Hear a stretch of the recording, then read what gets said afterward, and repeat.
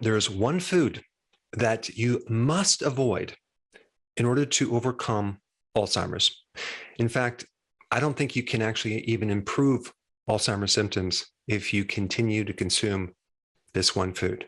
With Alzheimer's, we have this fire going on in the brain. We have inflammation, amyloid plaquing, neurofibrillary tangles, which is basically like this big ball of fishing line that develops right after the plaquing. So they both work together. And then the immune reaction to that creates a tremendous amount of inflammation, and all these neurons start dying.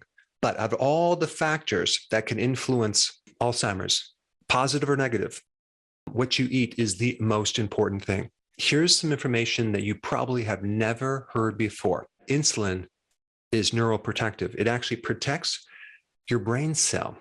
It actually prevents this amyloid plaquing from developing. And it also prevents the accumulation of those tangled type fibers that I just mentioned.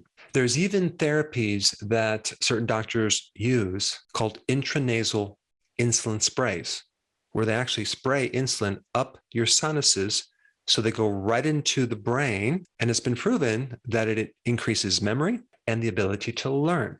So one big factor relating to insulin is that if you're deficient in insulin, your risk for getting amyloid plaquing goes up. What increases insulin? Carbs. So should we start eating carbs? Okay, is that going to help the situation? No, because carbs raise blood sugars, and people with high blood sugar, like diabetics, have a much higher risk of getting Alzheimer's. So this is confusing because carbs increase insulin, and that should naturally prevent you from getting Alzheimer's, but it actually causes Alzheimer's. This is why some people coin the term type 3 diabetes is Alzheimer's. Okay, here's the missing information. When you increase insulin, you instantly create resistance. The body starts to protect you against this excess insulin, and it leads to insulin resistance, okay? When you have insulin resistance, you actually have a deficiency of insulin inside your cells. So more insulin creates a deficiency of insulin. Sounds strange, sounds counterintuitive, but now you know why. Because the body forms this protective mechanism, which is insulin resistance. And as far as how this relates to Alzheimer's, you have the blood-brain barrier, okay, that can actually be resistant to insulin. Now, even though the brain does make a little bit of insulin, majority of the brain's insulin is dependent on what's happening throughout the body. So just as a diabetic develops insulin resistance throughout the body, the brain can also develop insulin resistance as well, especially in the blood-brain barrier. So insulin resistance is the most important thing you need to understand. So many people don't understand this, and they're unknowingly making things worse by feeding their parents and grandparents the wrong food, because the number one thing that will increase insulin is carbs. Okay, I'm not talking about vegetable carbohydrates. I'm talking about sugars, and I'm talking about refined grains, and I'm talking about grains as well. Yeah, breads, pasta, cereal, crackers, biscuits, waffles, pancakes, muffins, juice, desserts, all these things will absolutely positively make things worse. You can't fix Alzheimer's on top of these carbs. It's impossible. You must fix insulin resistance. But carbs aren't the only thing that creates a spike in insulin, okay?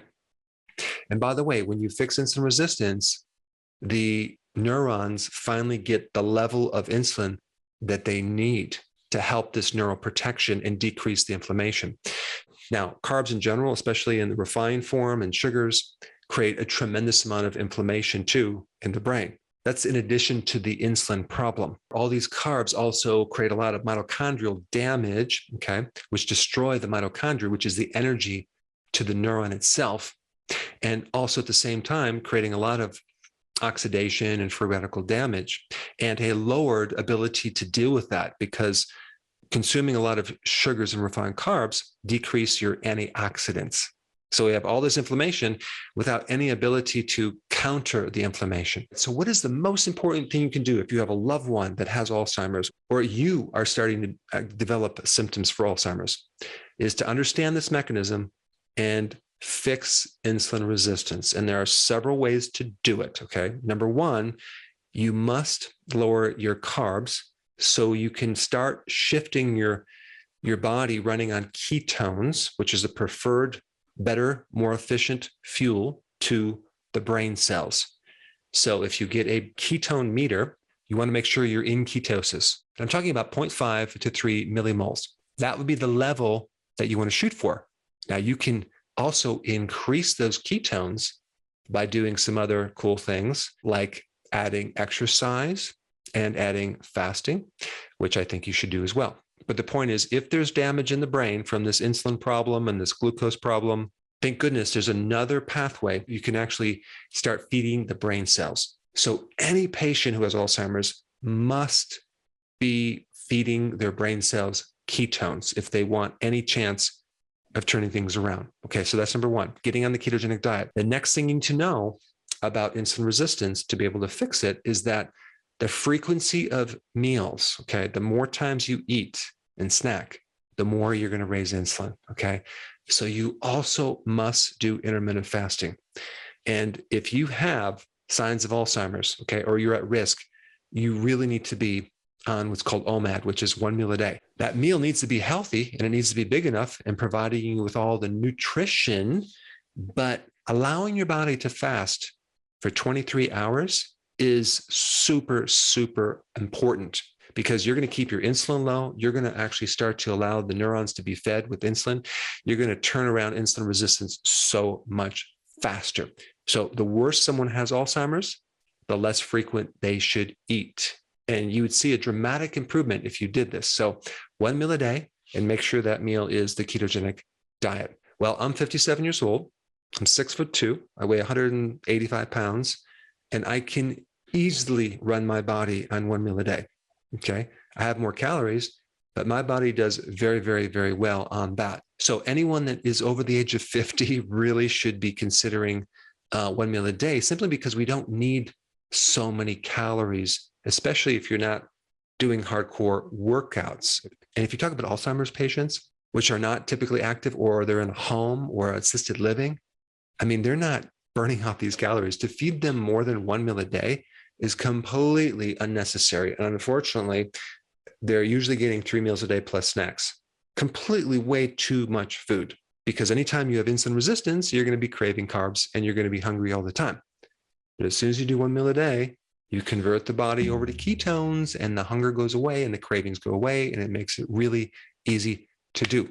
And the fourth thing is to make sure that meal is really healthy and nutrient dense. The next thing you need to know, do whatever you can to lower stress. Stress activates cortisol. Another name for cortisol is glucocorticoids, which has to do with glucose. So in other words, anytime you increase cortisol, you increase glucose, and not because you're eating sugar, just because your body's in a stress state, that can create insulin resistance.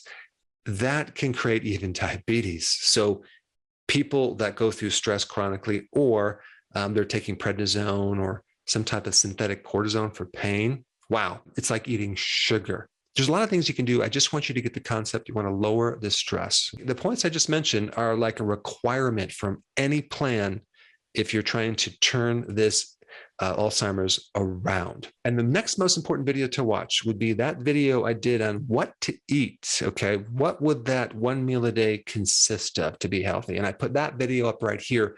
Check it out.